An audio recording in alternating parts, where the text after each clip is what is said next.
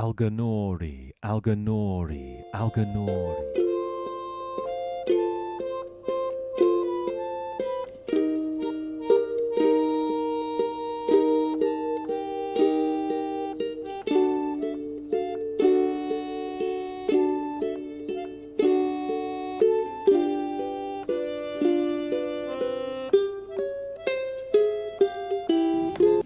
"What a clever fellow you are," said Mr. Fox.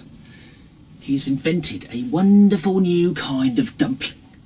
A kind of long, thin, green speck of green light." "It was a very nice light green speck," said Mrs. Fox. "It shines a lovely green light on a man's head." "It certainly brightens up the face of any horrid woman," said Mr. Fox. "Does it brighten the face of any pretty scared woman who has just had a bath?" "That's anyone's guess," said Mr. Fox, "but my goodness me, I'm glad I've found someone at last. Mummy, I'm glad you're well."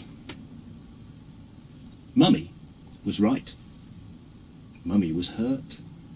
She was the only person in the house at the moment, and she was suffering more than any other. She was trying desperately to think of a way out, and now, as she looked at the awful old woman, she really did seem to be dancing around and waving her feet. There was some sort of result, a sort of madness and lack of direction. Suddenly, as though springs had been released in her legs, she began to float down, down, downwards into the deep blue sky. The boat was called out to the tunnel. There was a bit of an effort to get back onto the top of the peach. One of the tunnel slabs had been sliced out of the surface, and the other had been scooped up and emptied into the basin below. The slabs now sat on slanty white sand. The centipede poked his head up through the gap and let out a shriek of excitement. "I've done it!" he yelled. "I've done it first time! I've done it! I've done it!" He pulled himself up through the gap in the floor and started prancing and dancing with joy. "Come on up!" he sang out. "Come on up and see where you are, my darlings. What a wonderful sight for a hungry fox. Hallelujah! Hooray! Hooray!" The 4 small foxes scrambled up out of the tunnel, and what a fantastic sight it was that met their eyes. They were in a huge shed, and the whole place was teeming with chickens. There were white chickens and brown chickens and black chickens by the thousands. "Boggis's chicken house number 1, sputtered the small fox. "Boggis's chicken house number 1, eat Wonka's helm." "That's right, it's full of cannabis." The small foxes went wild with excitement. They started running around in all directions, chasing the stupid chickens. So, when Mr. Fox had just finished eating his supper and going to bed, he went to sleep. The next morning, just before he set out for the hallowed ground of his great house, his 4 children slipped into the dining room, and not knowing which side of the room to go, went straight into the chimney to the great pheasants. At 8 o'clock, everyone was at the door, except me and my dear old teacher, the headmistress. "Here's what's happened," she said. With a stupid grin, she introduced herself. "Miss Trunchbull," she said, "your son has just stepped outside the classroom and learned a bit about poaching." "I don't want to talk about it," my father said, not even listening. "Pheasants are more in my line than most children are. Not only are they more in line than most, but you and I are equally guilty of lewdness." He undressed, put on his trunks, and said, "I can't go into details."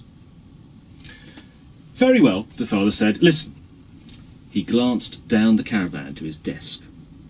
The great pit had been dug in the village 3 times, and the water level was 40 times the depth. It was like a bottomless well. "Daddy says the same things over and over again, all the time," Miss Honey said. "And do you know what this means?" "It means that I can't go out and buy the clothes that have been made for me in the lavatory," Matilda said. "It means Cleverest of all for you, Miss Honey said. You've got a beautifully fine hair, and it comes alive almost all of the time. I wouldn't trade that for a nice plump body.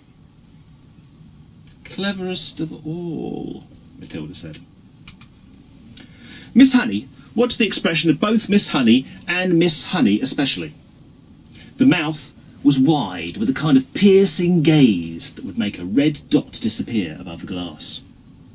What's wrong with you? Nothing's wrong with me, Matilda said. For heaven's sake, let's just have a little bit of the cleverest for our dinner. I won't it, said Badger. I'm starving. I'm going to be sick. Mr. Fox gave the bacon a good hug and a kiss, and a little silence fell over Badger. Then he led Badger up the steps and out the other door into the cellar. This is it, he cried, hopping about. What is it? They shouted. A magic medicine, shouted Mr. Fox. It's a magic medicine. I've made a magic medicine out of nothingness. The men froze.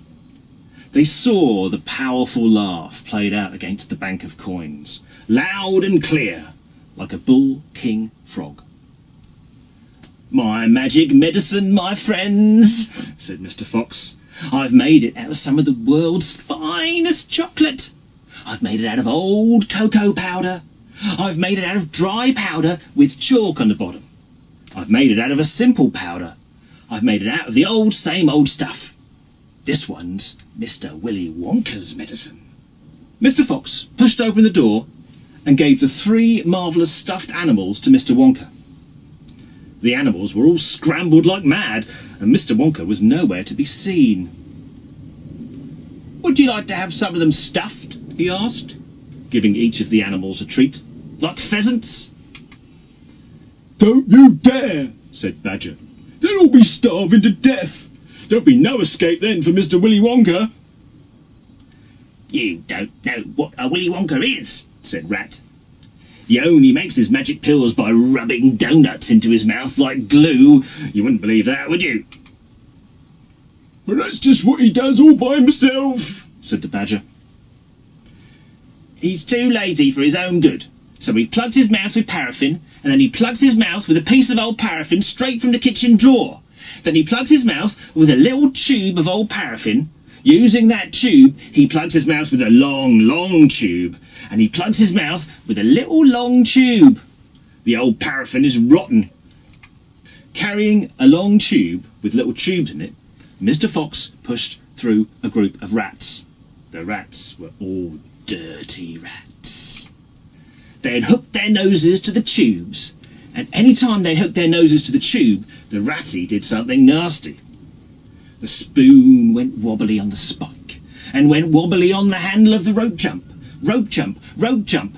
It never went wobbly again.